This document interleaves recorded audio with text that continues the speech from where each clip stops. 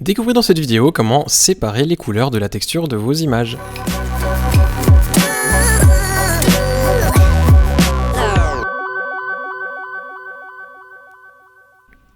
Salut, je m'appelle Quentin Descaillets, vous pouvez retrouver mon travail sur quentindescaillets.com ou sur facebook.com/quentindescaillets.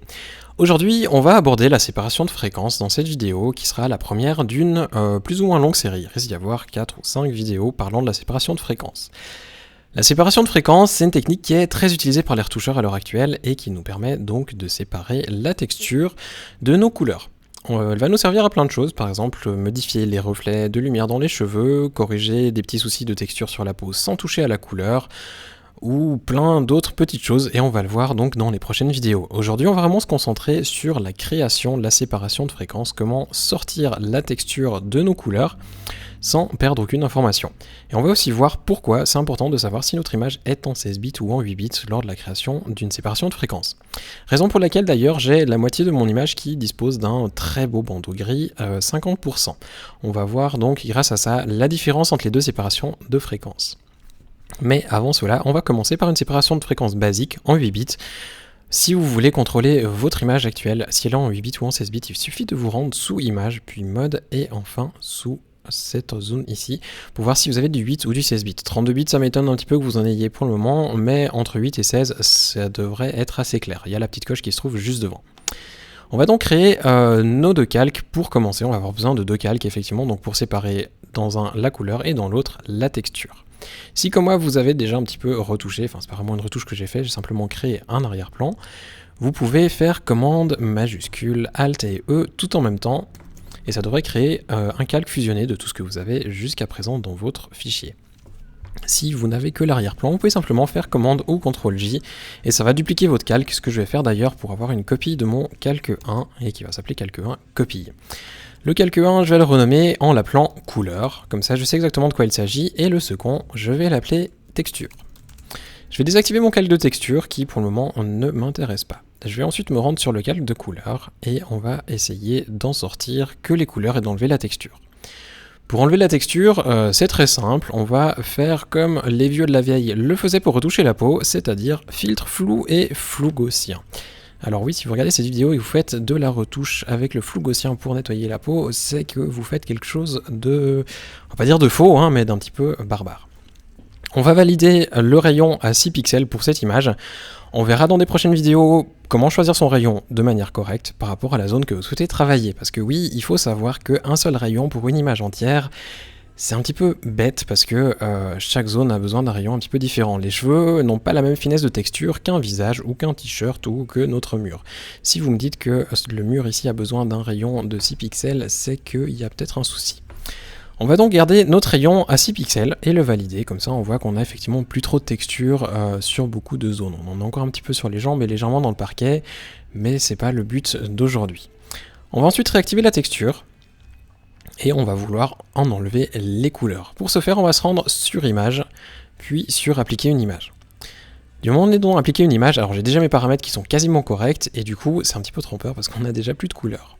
On va vouloir sélectionner la source qui s'appelle pour moi sans titre 1, c'est le nom du fichier sur lequel vous êtes en train de travailler. Le calque, on va vouloir sélectionner couleur, parce qu'on va faire c'est enlever, faire une différence entre notre calque de texture et les couleurs pour obtenir l'image qu'on avait auparavant. Je sélectionne donc couleur et je sélectionne les couches RVB parce qu'on veut travailler sur toutes nos couleurs. On ne veut pas faire d'inversion pour le moment, donc on le décoche. Et par contre, on va sélectionner l'opération soustraction, parce que comme je l'ai dit, on fait une sorte de soustraction pour ne garder que la texture. C'est-à-dire qu'on prend notre image de base, on en enlève les couleurs et il en résulte la texture. L'opacité à 100%, parce qu'on veut tout qui reste sur notre calque, ça me paraît un petit peu logique jusque-là. Et ensuite l'échelle A2 avec un décalage à 128. Alors ça c'est un petit peu moins logique, parce que l'opacité autant 100% c'est logique, autant l'échelle le décalage 2 et 128 c'est un petit peu bizarre. C'est en lien avec les couleurs de notre fichier, mais on va pas chercher plus loin que ça pour le moment, gardez-le simplement comme ça. On va ensuite cliquer sur OK et laisser cocher, si vous voulez cocher l'aperçu pour voir ce que ça donne, vous pouvez. Et donc là on a la même chose qu'un rendu d'un filtre Passo, plus ou moins, sauf que le rendu est adapté au rayon qu'on a employé dans le flou gaussien sur notre calque de couleur. Je vais donc valider tout ça. et passer mon calque en lumière linéaire. Grâce à la lumière linéaire, on arrive à récupérer la texture pour l'appliquer sur nos couleurs afin d'avoir le même rendu qu'on avait auparavant. Si je regroupe tout ça, je vais simplement renommer sepfrec, comme ça je sais que c'est une séparation de fréquence en 8 bits. Et logiquement, si vous avez réussi à suivre jusque-là, vous devriez, au moment où vous activez ou désactivez le dossier, n'avoir aucune différence. Si vous avez une différence, c'est qu'il y a un petit problème. Alors, pour ceux qui veulent chipoter un petit peu, si vous regardez l'histogramme, il y aura une très légère différence de luminosité. Ça se peut que l'histogramme bouge un petit peu, mais ça devrait rester très léger. Maintenant, donc comme je vous l'ai dit tout à l'heure, il y a la séparation de fréquences pour du 8 bits, comme on vient de le faire, parce que mon image était en 8 bits, mais si vous travaillez en 16 bits, il y a une seconde technique qui ressemble étrangement à celle qu'on vient de faire. On va donc recommencer comme tout à l'heure, donc commande Alt majuscule E ou CTRL si vous n'avez pas un Mac, de redupliquer le calque, commande CTRL J, et donc texture 16 et couleur 16. Comme ça on a nos deux calques comme auparavant. Je vais redésactiver mon calque de texture, garder actif mon calque de couleur, retourner faire le barbare sous filtre flou gaussien, un bon flou gaussien à 6 pixels, et on a quelque chose qui est très joli. Je réactive mon calque de texture 16 bits, je retourne sous image, appliquer une image, et maintenant ce qui va changer, ce sont les petits paramètres. On garde donc la source, la même chose, le calque, il faut le choisir correctement, donc on n'a plus couleur correspondait au 8 bits, mais couleur 16 que je viens de créer ici. Couleur 16, couche RGB, inversé, cette fois je vais le cocher, et je vais faire une addition. Et c'est pour ça que je coche inversé, parce qu'on fait une addition, et que donc l'addition, elle fait pas vraiment la différence, elle fait l'inverse, donc on veut inverser. Opacité toujours à 100, et l'échelle par contre cette fois-ci à 2 avec un décalage à 0.